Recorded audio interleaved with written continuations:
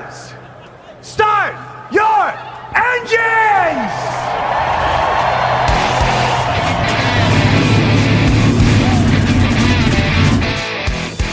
Hit the pace car! What for? Because you hit every other damn thing out there, I want you to be perfect! When I'm driving, I got a guy on the radio who talks to me. You can see him, but he talks to me. Well, I wanna be a race car driver. Pretty girls eating from my hand, yeah. Wanna live a life of fun and danger.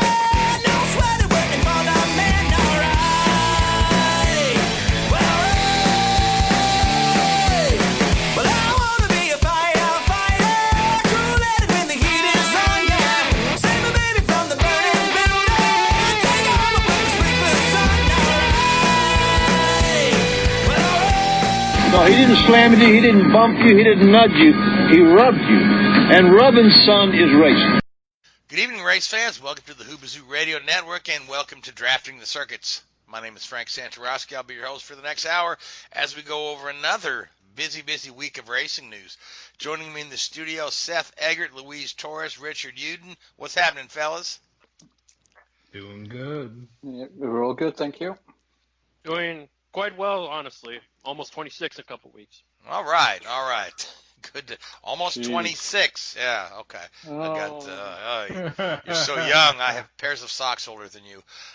Anyway, so Seth hasn't been with us in a while, so we had to send a private investigator to find out where he's been. Turns out he's been cheating on us with another podcast.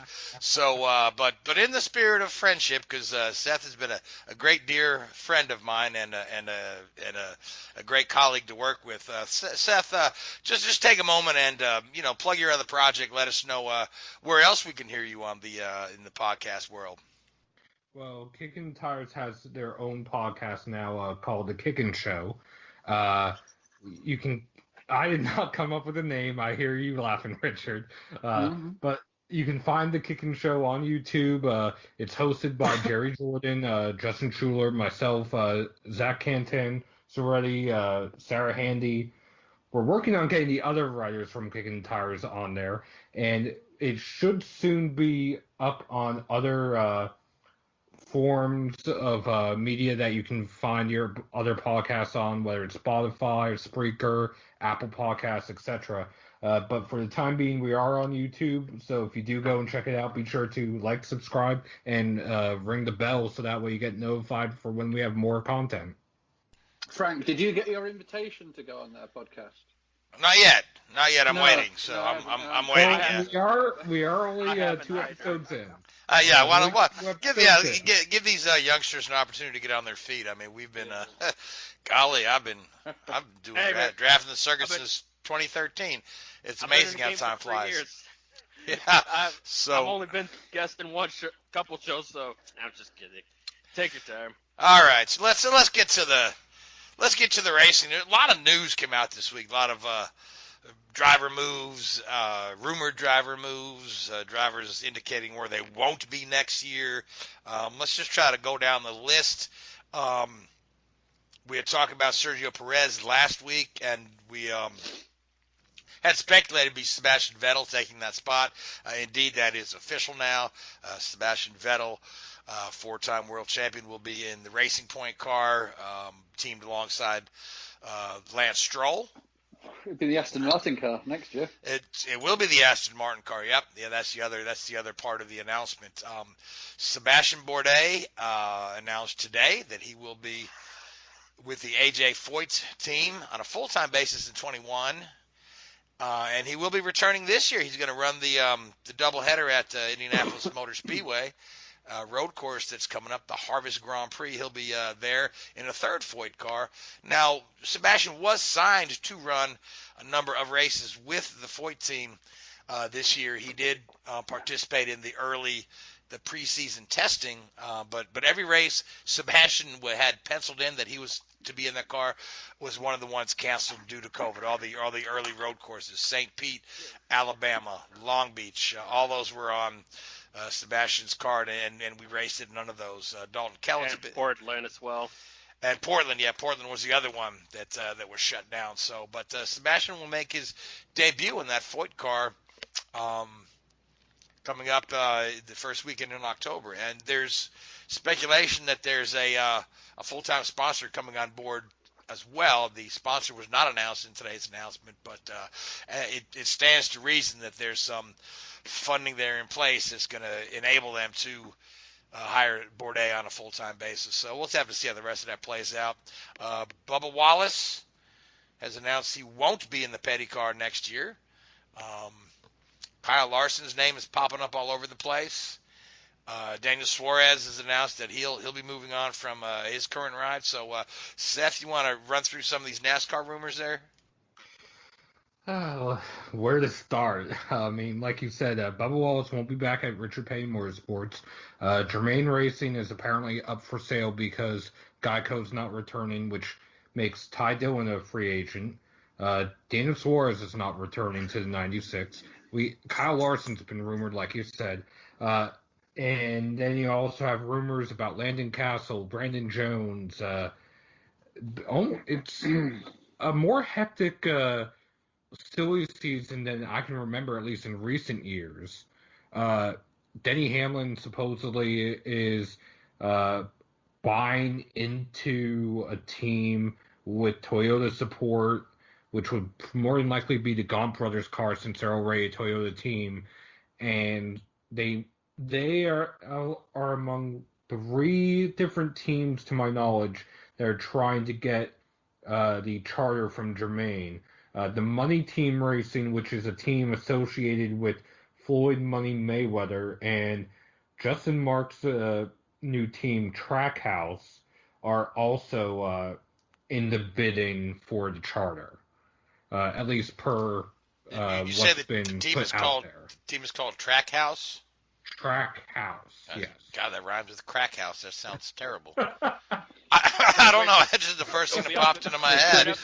Hey man, that's what they're gonna call the Seattle Kraken's arena someday. They're gonna call it the Crack House. I don't want to think about that right now. Oh my! So yeah, but the hot rumor is the one that's probably got the most legs is Kyle Larson taking Jimmy Johnson's seat in the 48 car when it comes available. Those seem to be pretty strong. Agree? Disagree? Well, it would either be that or the other scenario that is also likely would be Larson in the 88 and Bowman in the 48. And the main reason why I'm bringing that up is Rick Hendrick on SiriusXM NASCAR about 2 weeks ago said that he had already picked a driver for the 48, but he was not going to announce it to impede their playoff efforts, meaning the drivers' playoff efforts. So it's an existing driver, right? I got you. An existing driver in the playoffs. So that's the only reason why I'm thinking Alex Bowman right now, because other than Matt DiBenedetto and technically Clint Boyer, there aren't any drivers that are free agents that are in the playoffs. Granted, Bowman signed for another year at Hendrick, but to shift him from one car to another isn't that big of a switch. Yeah, and it doesn't seem like it would be a big distraction to his playoffs. Anyway, I know Eric. From what I've read, Eric Jones more than likely will not be at Hendrick. He's also rumored. He's rumored at Petty. He's rumored at.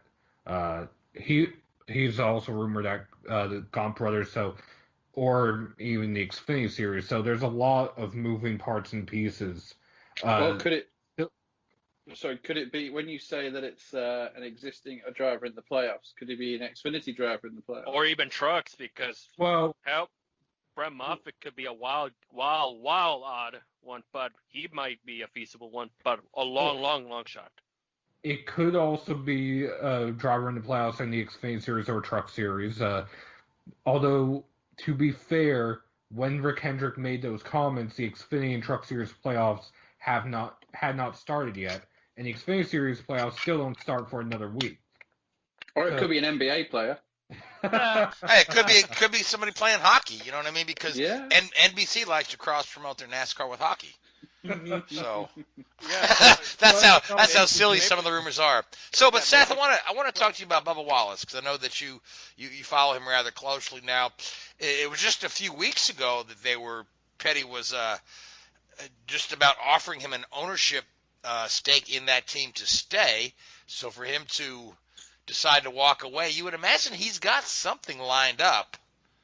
Well, to clarify that, Bubba already had ownership in the team. He had 5% ownership. And the way he got that, at least the way I understand it, last year when Petty was struggling with sponsorship, to compensate Bubba, instead of giving him actual salary, they gave him a percentage in ownership in the team. Cool. So That's a risky game, isn't it? So my understanding is the new offer was to increase that from 5%, I believe, to either 20 or 25% ownership. And Bubba said, "I'd rather have a paycheck than an ownership stake."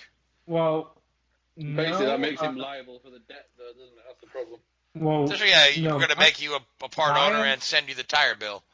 Well, my understanding is that would have been if he bought into the team, essentially, or was given ownership of a portion of the ownership of the team, that would have been with the whole Denny Hamlin outside investor deal that was going on. And all of that was included in move to Toyota, which for a while it looked like Petty might have been leaving the RCR campus, but apparently that changed after Jermaine announced they were selling the team.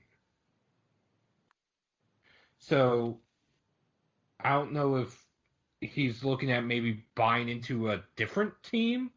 I don't know. I can't speak for Bubba. I don't know exactly what's going on.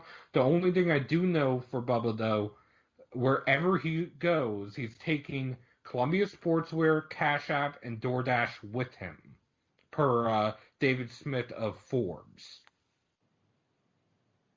So, okay, so yeah, but like I said, I would just imagine that he's got something lined up, or at least an agreement in principle, you know. And that, well, what I was going to say is the amount of money those three companies combined that Bubba is taking with him is somewhere between $15 and $20 million. Well, that's the full season, isn't it? That's not a hard sell for a team owner. Yeah, that's you definitely consider that. So, all right, so we'll have to see what happens with Bubba and and Denny Hamlin looking to buy a team and all these other things. We'll have to see. In Formula One, there's still a few moving pieces that are not signed and sealed yet. Specifically, the Haas drivers, who both seem to be on the hot seat. Got Mick Schumacher out there doing really well in Formula 2. So Kimi is either staying or going. So there's still a lot of up in the air in Formula 1 when it comes to the silly season. But let's talk about the race, okay? The Tuscan Grand Prix at Mugello. Richard, what a fantastic circuit. It's great, isn't it? Big boy circuit, that. Absolutely, yeah. So, and I mean, again, the result was Hamilton by a large distance. Hamilton moves to he moves to within one Grand Prix win of taking the all-time record, or to tying the all-time record, and 2 wins from taking the all-time record from Michael Schumacher. So good day for Hamilton for sure. But the race itself was a little messy. Richard, you want to take us through it? Yeah. I mean, in old-fashioned track, new track, old-fashioned track, narrow circuit, gravel runoffs. So, guys are going to get, stuck in the gravel. And at the start of the race, coming off the line, Max Verstappen appeared to have an engine power unit issue. So although he actually made a good initial phase of the start, his second part of the start was poor, and as he was going around between turns 2 and 3, I think it was, he got collected and it all got a little bit clumsy. I'm guessing it was probably his battery pack wasn't working, so the combustion engine and the turbo was pushing him forward, as it were, and then the battery just wasn't giving that extra power, and people just tripped over him. That took Max out and Gasly out, so go from very much the hero to zero sort of scenario at the first, on the first lap there. And, as you'd expect with that, the car's stranded in the gravel, safety car came out for 3 or 4 laps, I think it was, while that all got cleared up and tidied up. And then we sort of go back to racing. Now, the way with Mugello is it's pretty difficult to pass around there, but you've got a very long straight. It's almost a kilometre long. And that was, it's so easy to get a tow down there, even without a DRS. So Bottas was leading after getting a better start than Hamilton. And, quite rightly, his tactic was, I don't want to go too early, because if he goes too early, then, Hamilton, even if he doesn't react, perfectly, he's going to be in the slipstream and he's going to pass going down into turn 1. So Bottas held it as long as he could, literally till the start-finish line, almost like NASCAR-esque. And, typically in Formula 1, they'll go 2 or 3 corners before the end of the lap. And the drivers behind him just eventually just got, caught up and tripped over each other. And, it was lucky that nobody had anything where I think Carlos Sainz had a strained wrist, but he had 3 or 4 guys out there in the spot. I mean, there was Sainz, I think it was Sainz, Magnussen, Latifi, and Giovinazzi, maybe. Gio was in that one. Yeah, so there's 4 cars then. So, oh, goodness me. So, and that was littering the start-finish line. Carbon fiber everywhere. It was a mess. Yeah, it just looked like. Oh, yeah.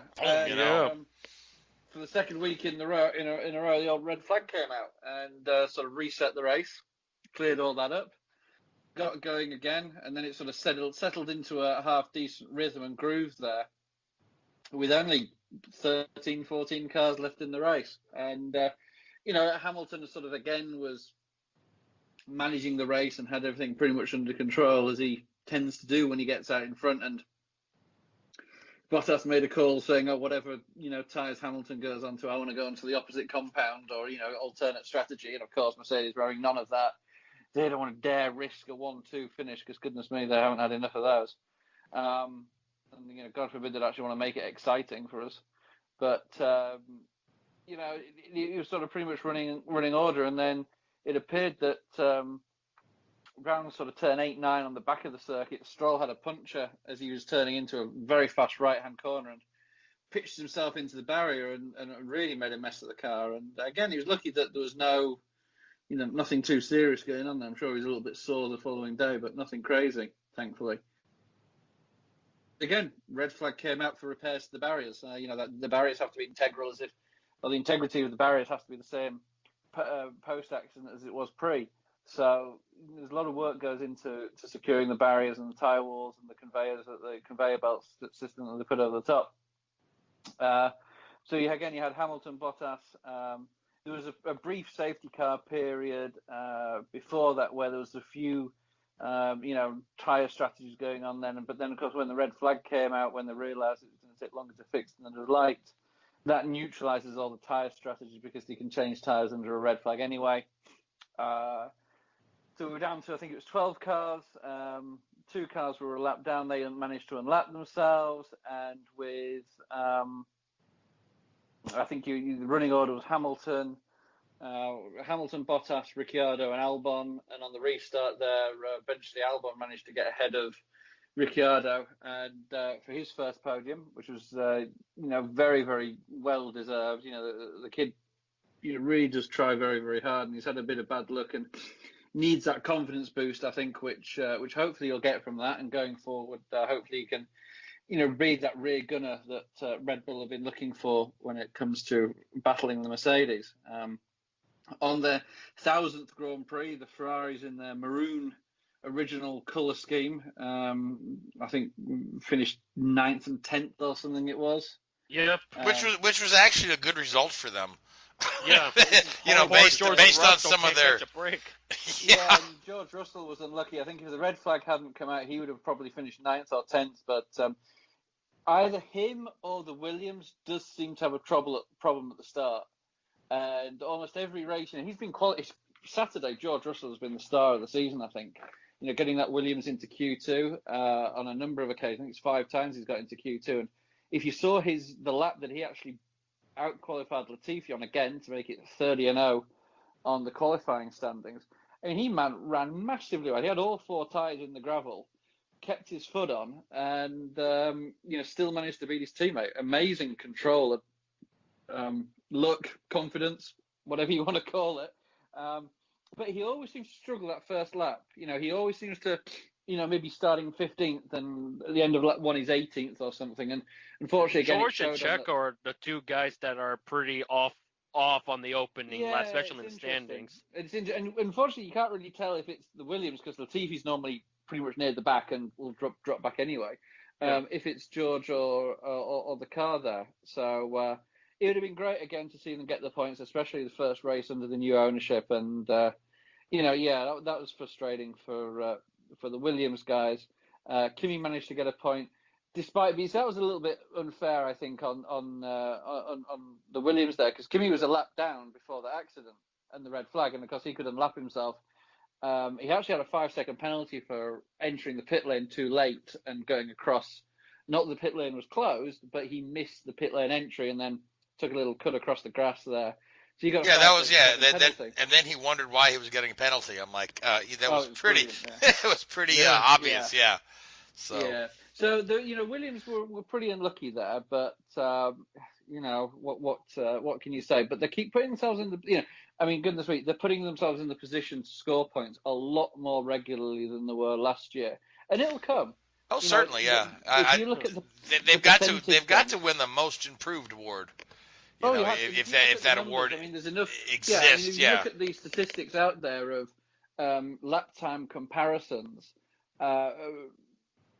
Williams have gained by 2.5 to almost 3%, whereas and every other team, bar Ferrari, have gained between 0 and 1%. The two Ferrari engine suppliers in Alfa Romeo and Haas are down at the bottom, but have made a gain in performance, whereas Ferrari are actually at the bottom and have had actually a reduction in performance. In theory, their 2019 car with their 2019 engine is a faster car. So they're the only team that are really struggling, massively struggling. And of course, it's going to carry on into next year with the frozen regulations. So Ferrari's in for a long haul for them. And it's a shame to see this big thing, their 1,000th race, and it was more of a parade for them than a exhibition of their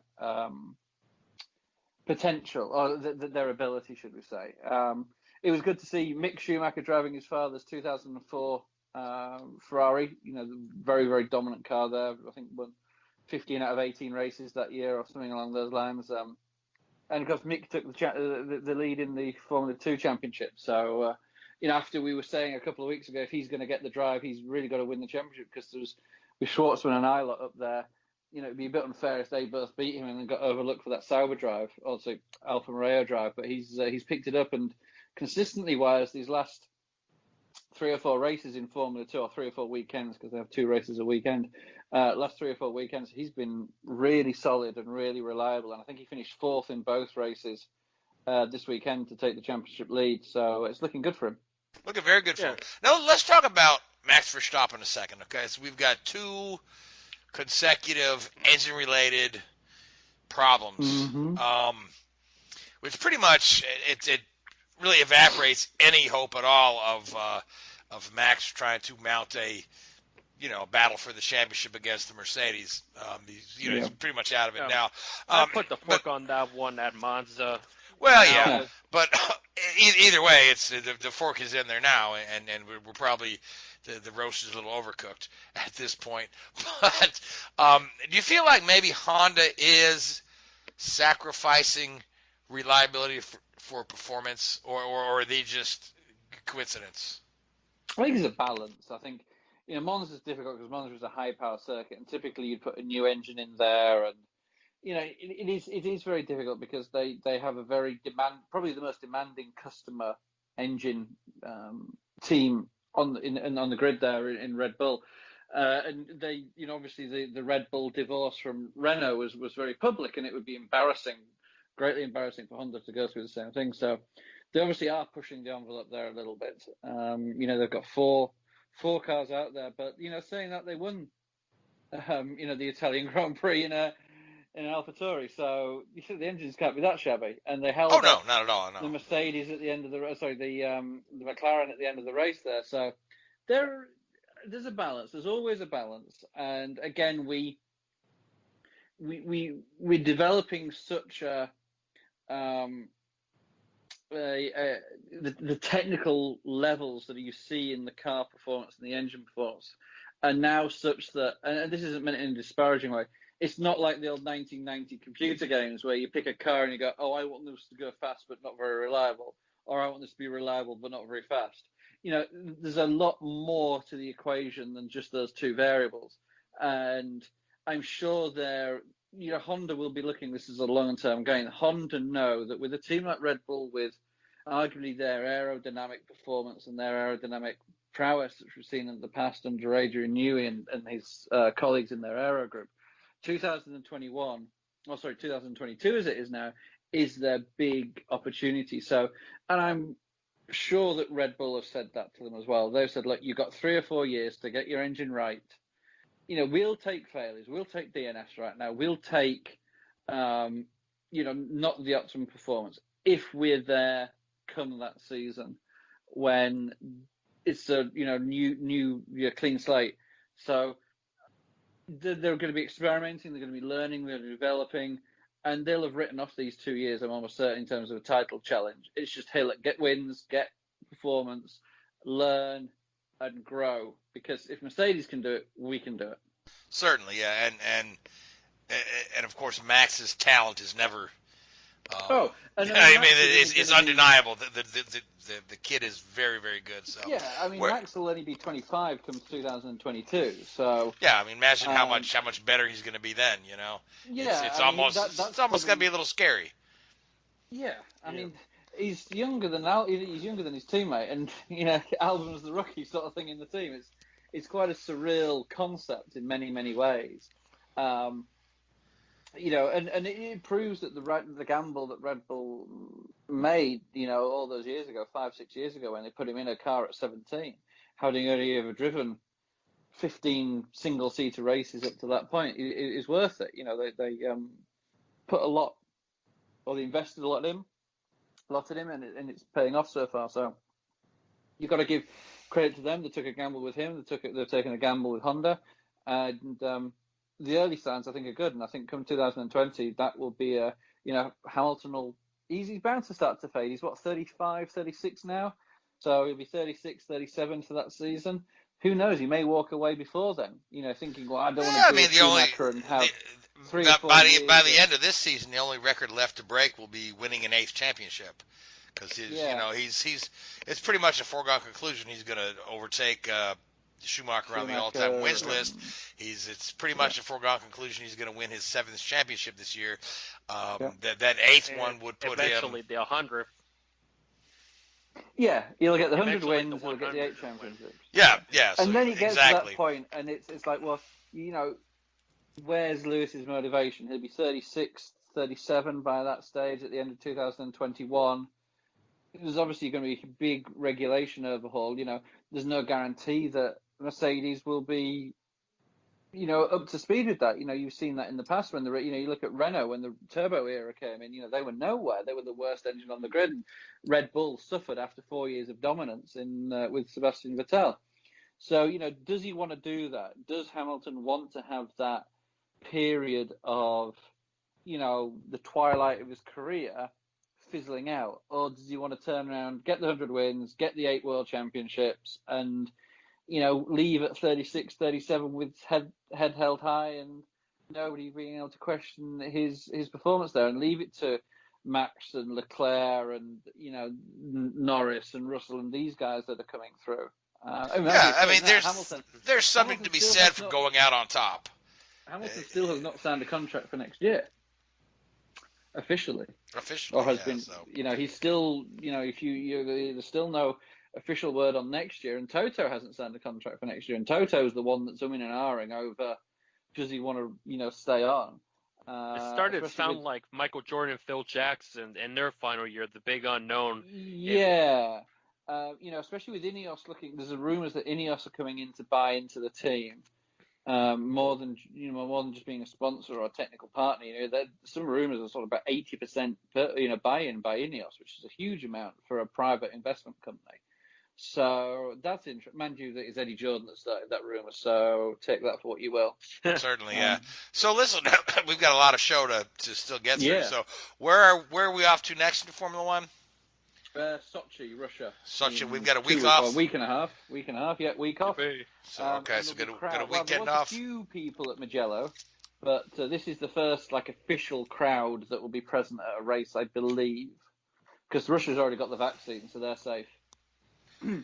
Oh yeah, okay, certainly, yeah. So that's a topic. That's a topic for somebody else's podcast. No, but it'll be nice to see.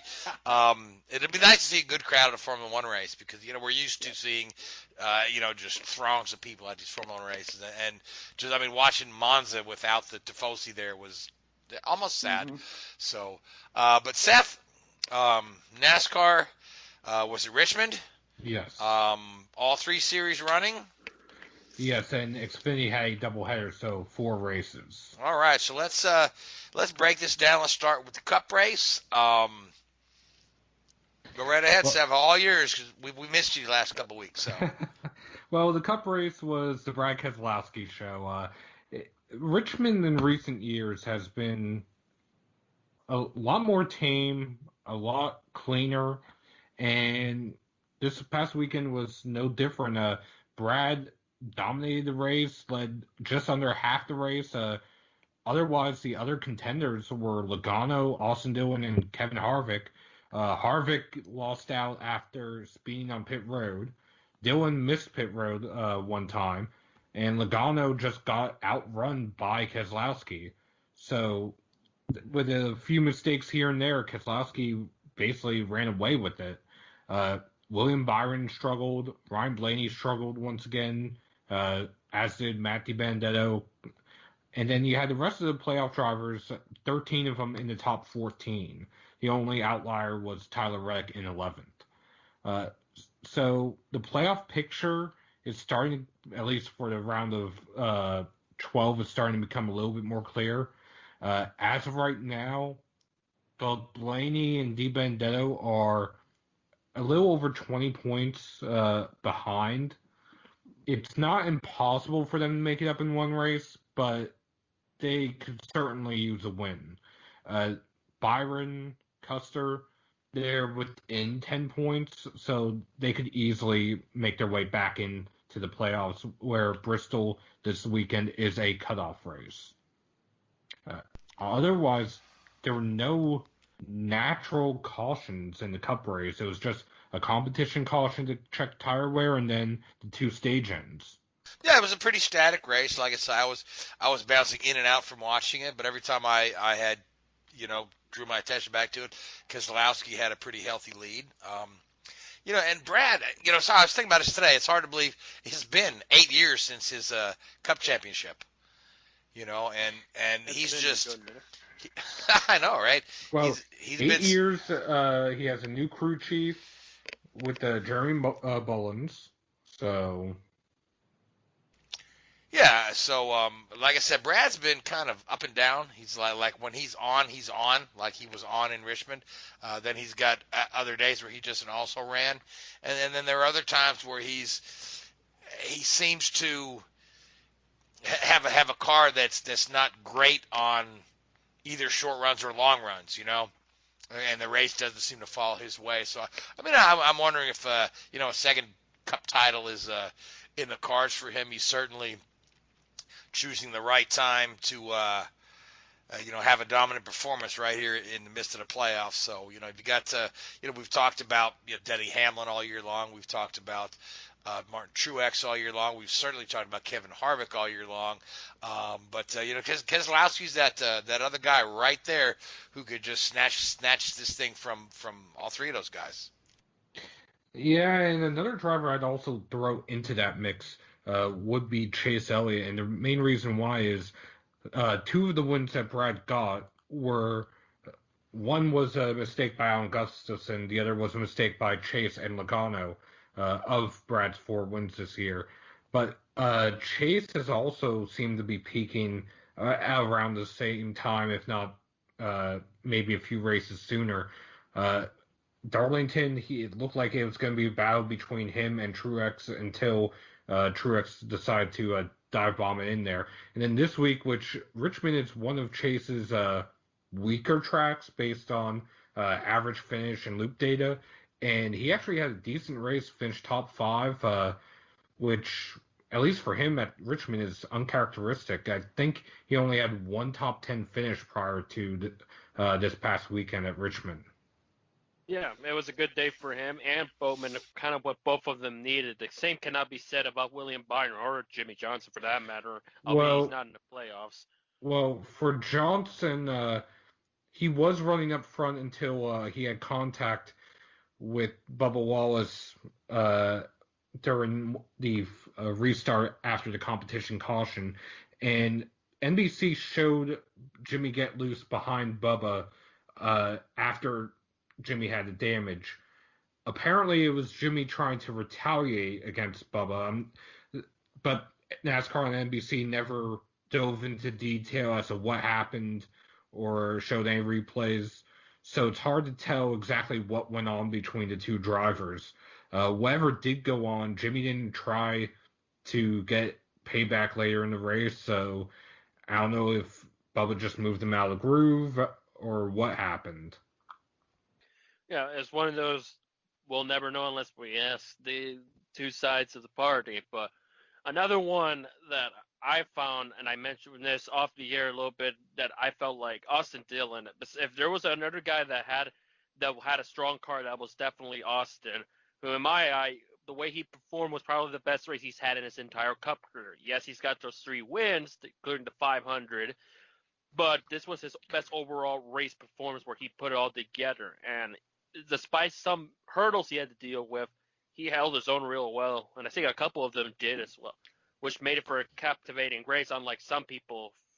He probably would have had a chance at the win had he not missed pit road, and the main reason why he missed pit road, as he's out on the backstretch waving that he's coming to pit road, Hamlin, who was, I think, 2 or 3 cars back on fresh tires, came up and was riding his bumper to the point where Austin had to throw it in and completely missed the commitment box, completely missed the commitment line, and had to drive all the way around. Really nothing Austin could have done, and with how far back Hamlin was in traffic, he couldn't see Austin waving that he was coming to pit road. So it was just a perfect storm, so to speak. No, most certainly. Despite that, can't really discredit how he did, because I'm not going to lie, I had him as one of the first 4 out, completely non-factor, but now he's looking like another great run away from making it into the round of 12, which he has done before. But this one is more, you can say, earnful compared to the last time he made it to the round of 12 a couple years ago. Yeah, and if you factor in his performance, last week at Darlington, this is, he's got consecutive top 5 finishes. And I had read a stat today that the last time the number 3 car had consecutive top 5 finishes was 20 years ago, when that other fella with the bushy mustache was driving the car. So now there were also 2 Xfinity races this weekend. Like I had said earlier, it was a doubleheader. Justin Allgaier swept both races. It's his first time sweeping a doubleheader weekend. He flat out dominated both races. There really was not much of a contest. Granted, in the first race, he did have to hold off Justin Haley late in the race, but Haley kept burning up his tires and would fall back. Austin Cindric, kind of the same thing. And Kyle Busch, surprisingly, who ran the first Xfinity race, was a non-factor. Never contended for the lead and never ran better than 3rd all race long. Yeah, I think it's qualified where he started. I was just almost going to say qualified, but where he started also kind of factored in, where it was depending where you start. A race then and there, you could work your way to the front, but it felt like Kyle took way long to finally get to that top 5, but it was too late for him to get one last win, maybe for the year, because you never know how he's going to end up doing a Cup going forward. Now, one other note I do want to make, at least in the two Xfinity races, in the Friday night race, 29th place finisher Chad Fincham was disqualified for failing post-race heights. That doesn't have that much of a impact. However, Mike Snyder, who crashed out early, actually gains 1 point, and he is in the battle for the final playoff spot. So it basically makes him at less of a deficit. Yeah, it's kind of adding insult to injury. You finish 29th and then get disqualified. you know? So, but it does benefit, like you said, benefits a young Mike Snyder. Yes. And then in the second race, it was again basically a cautionless affair aside from Colby Howard cutting down the tire at one point. And then late in the race, Riley Herbst decided to clear himself and spun off the nose of Brandon Brown and completely destroyed his car. Brandon Brown, despite the damage, still finished top 10, if I remember correctly. No, actually he finished 11th. But with the amount of damage to Brandon Brown's right front, I'm surprised he didn't have a flat tire. Yeah, that was surprising for sure. And then we also had the trucks in action. Again, virtually caution-free aside from two incidents. One early on between Ray Cicerelli and Tim Veens, which was awkward in the fact that Ray owns both trucks. And it was the only time both trucks, which were sponsored by the Trump campaign, were on TV. And both were 5+ laps down at the time. And one of them ultimately, what was it, like Tim fell out of the race after that? It looked like a minor incident, but it was probably for the best. Yeah, it seemed weird that Ray turned right coming off the corner. I'm just going to say that. And I don't mean like he got loose. They were on the straightaway and Ray just turned right. That is where, anyways, about that playoff battle between Todd Gilliland, Tyler Eckram, and Derek Kraus.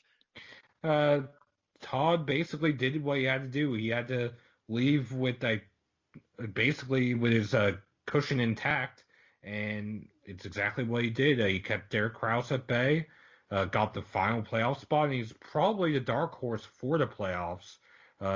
All things considering, Tyler Ankrum also kept his playoff spot. Grant Enfinger not only won the race, but won the regular season championship, if I remember correctly. That was Austin Hill who won the race. Sorry, Austin Hill won the regular season championship. Thank you. Yeah, Enfinger was a year ago. Yeah, that's what I was thinking. It was a kind of an old school race because he only had 6 trucks finishing on the lead lap. Cody Robaugh, who runs part-time in a family-owned truck, finished 6th, the last truck on the lead lap, which honestly was impressive. Timmy Hill got another top 10 in his family-owned truck. David Reagan, making just his 2nd start of the season, got a top 10. Nice Motorsports, which is who Ross Chastain finished runner-up in the championship last year with, they were atrocious this weekend. 2 of their trucks had to go to the garage during the pace laps, Trevor Bain and Natalie Decker, and both, I don't think any of their trucks finished on the lead lap or remotely close to the lead lap. They were just out to lunch all night, which is uncharacteristic for them. And also certainly doesn't help how last year, if I recall, Ross's truck was GMS backed, if I remember. They had a GMS alliance for both trucks last year. This year they went independent. Yeah. And it's kind of a similar story to Stuart Friesen, who ran essentially a GMS truck last year, then went independent with an alliance with KBM this year, and until the last 2 or 3 races, they had been out to lunch. as well. Yeah, one guy that was in the championship for not even close to being a factor of the playoffs at all. So if you were talking about most disappointing driver of the year, Friesen is well up there among all three National Touring Series in my book. It's been real underwhelming. Yeah, in the Xfinity Series, we have one more race until the playoffs, which is at Bristol this weekend. For the most part, the playoff field is set. Brandon Jones is in 12th. He is the last driver right now in the playoffs. And he has about a 50-point lead over Jeremy Clements, which it's not impossible to get that in one race. Jeremy would basically have to have a perfect race, win both stages and the race itself. Now, remind me, is Myatt riding for Sieg or RCR this coming weekend? I believe it's Sieg this weekend, and he has RCR races in the playoffs. Okay. It's Myatt Snyder, essentially. I'm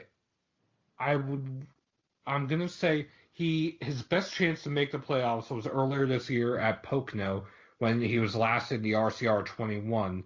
He was dominating that race, and a pit strategy call ended up costing him, I think, a top 5 finish. I think he ended up finishing 6th in that race. I think it was either 3rd or 6th, I forget, but that ultimately may have been what sealed Brandon Brown's opportunity in the playoffs. For sure, it'll be a great ordeal for them, but we'll see how that goes in that championship trail. Speaking of championship trails and somebody that has been out to lunch, that was definitely Scott Dixon in Mid-Ohio.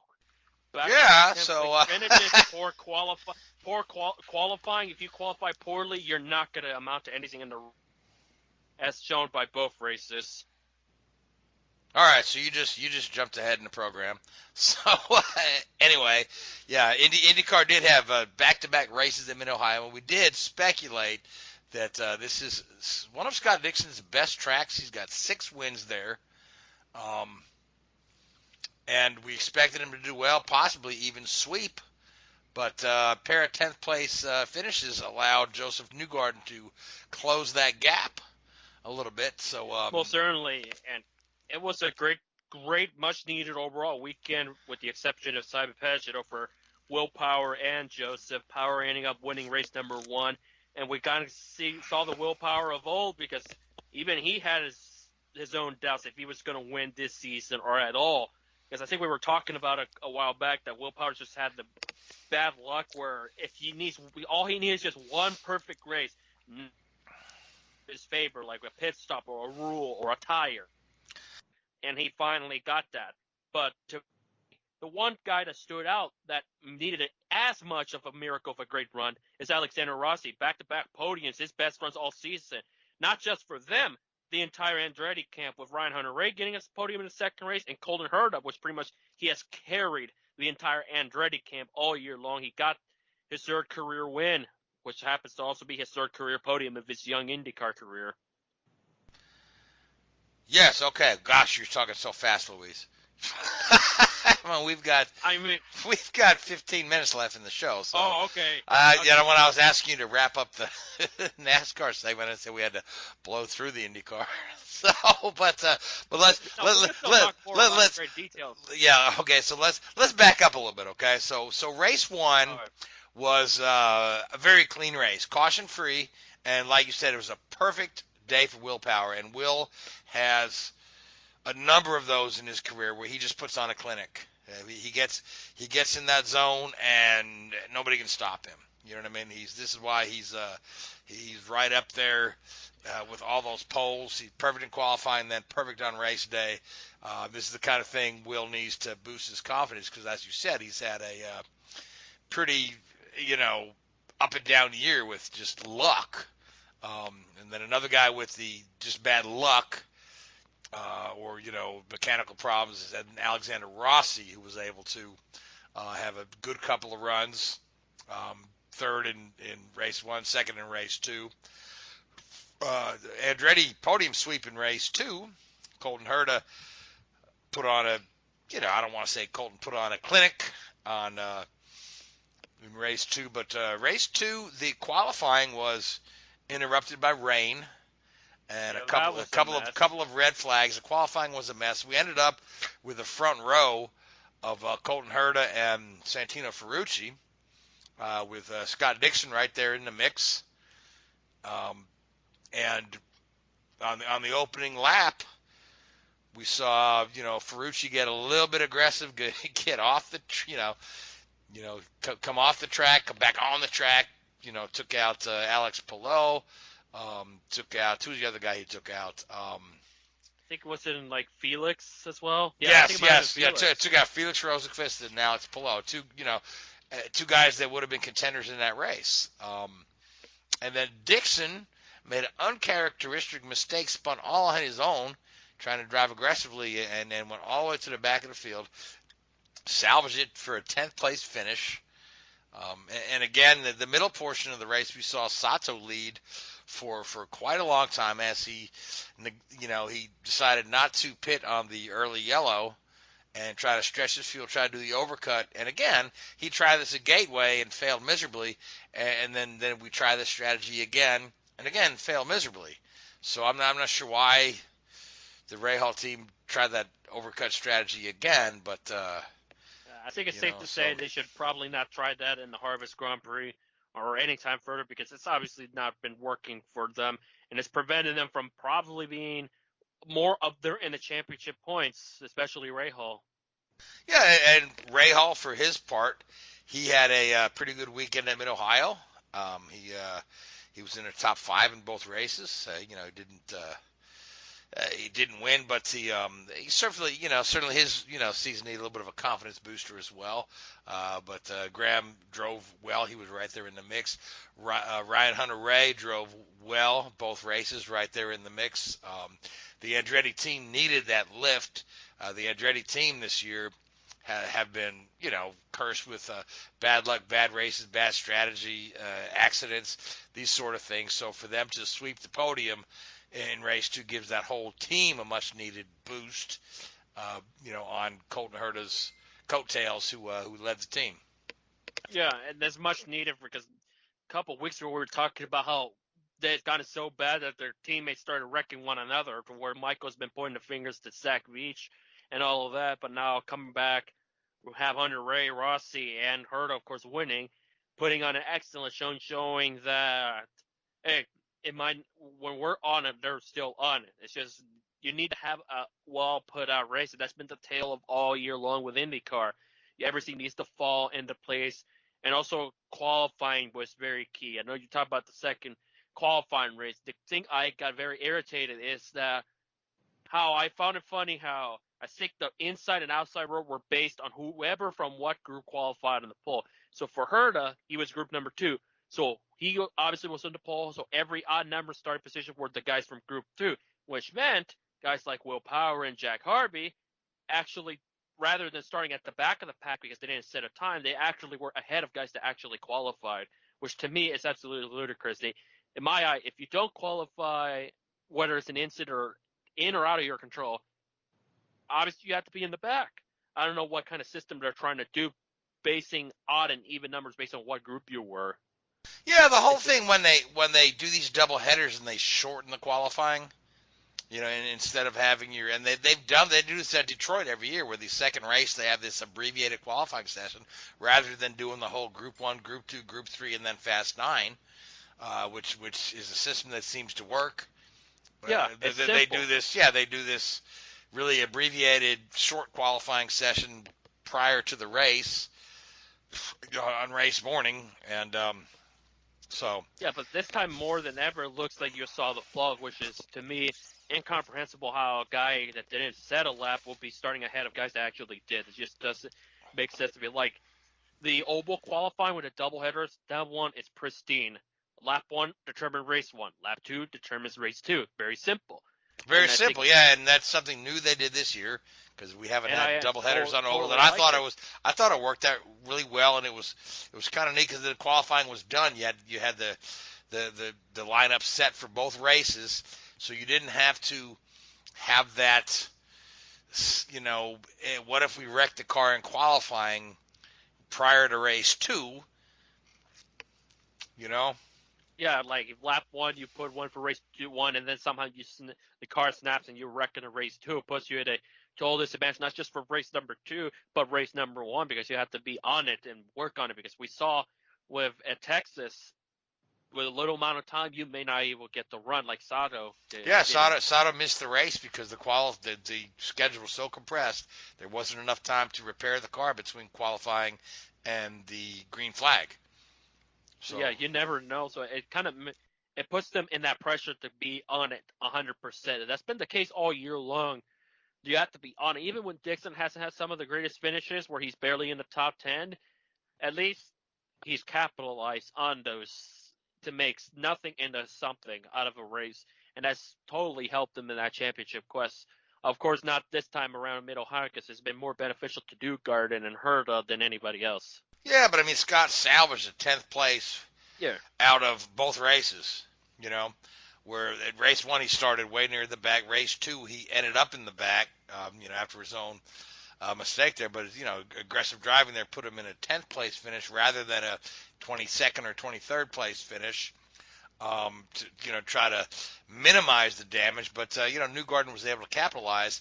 And now we're going to the Indianapolis road course, which is another really good track for Dixon. He won there earlier this year when we ran there on July 4th weekend. The prior 3 years he's finished second, so it's another race course that suits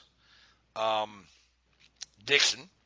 But it's also a race course that suits the Penske cars. If you look at how many times the Penske cars have won between Will Power and Pagenaud, have won that Grand Prix, so it's really shaping up to be a pretty good championship battle. When just a few weeks ago we were ready to put Dixon's name on a trophy.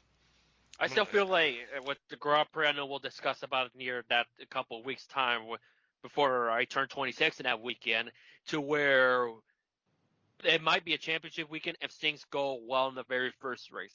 But if something like Mid-Ohio happens, but worse, then the championship opens up to a fun one going into St. Pete in over a month from now. So we'll see how that unfolds. But I still feel like Dixon may have it locked up by the end of that weekend at Indianapolis. That's my prediction. Early prediction. He certainly may. I mean, I can't remember the last time that the IndyCar Championship didn't go down to the last race. It's been several years. Usually when we get to there's always at least 2 guys still involved there in the season finale. So, yep.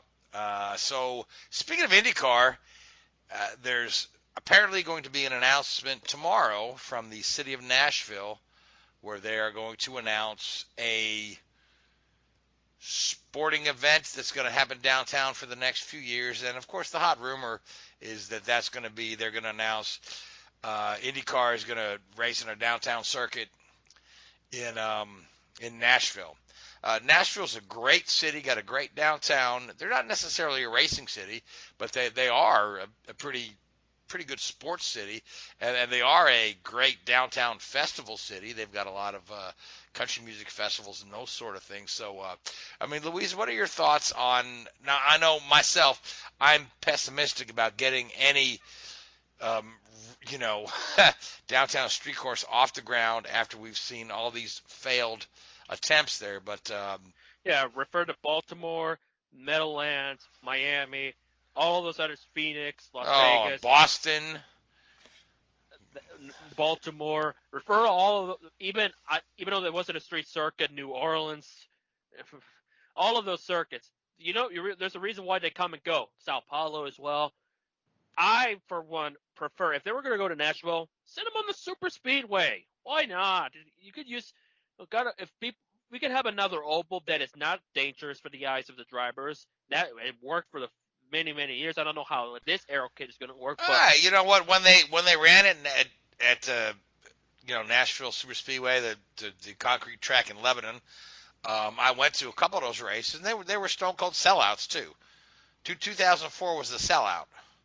That they sold out every seat they had available. They didn't sell some of the seats real close to the track, but all the seats they had available were sold out, and they had a great crowd, put on a really good race.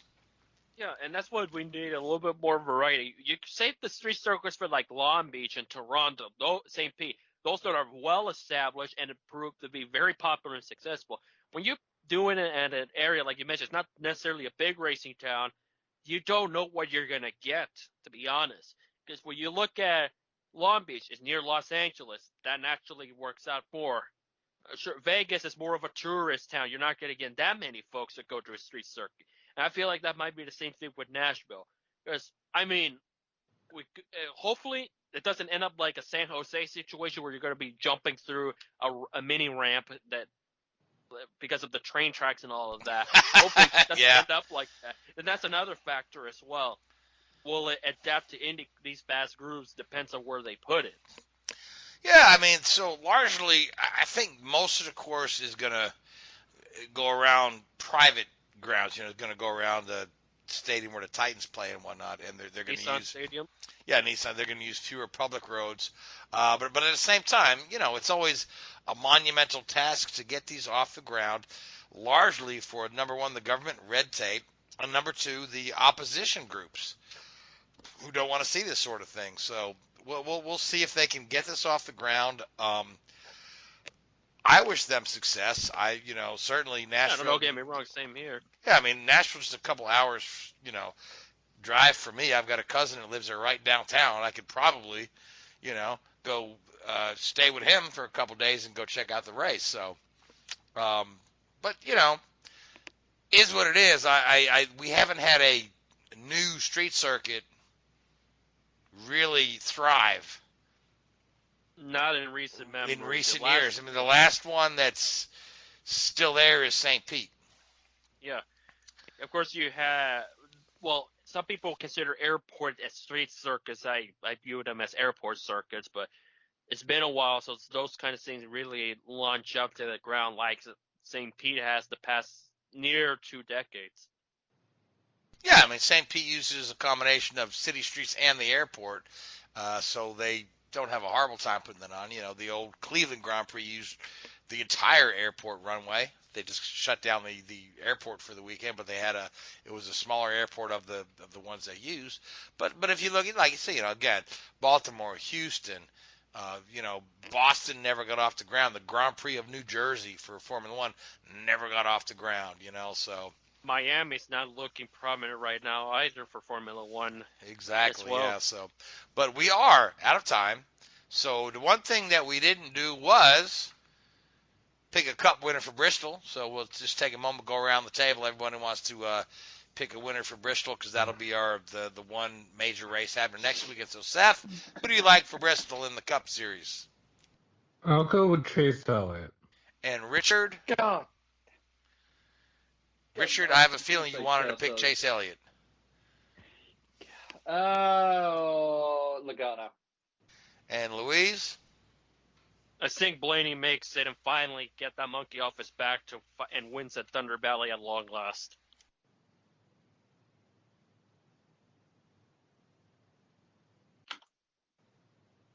Anyone home? Ryan Blaney, Bristol? Yep. Ryan Blaney. No, I'm gonna go with Kyle Busch. Kyle Busch finally gets that I can't win a race monkey off his back in 2020, and go from there. So, but we are out of time. So I want to thank you, Seth, Richard, Louise. I want to thank the Hoobazoo Radio Network, iHeartRadio, Spreaker, Google Podcast, and I want to thank all you folks that listen to us week in and week out. Until next week, good night. WHOOBAZOO, that's Hoobazoo.com. Enter website, enter website, enter website, enter website.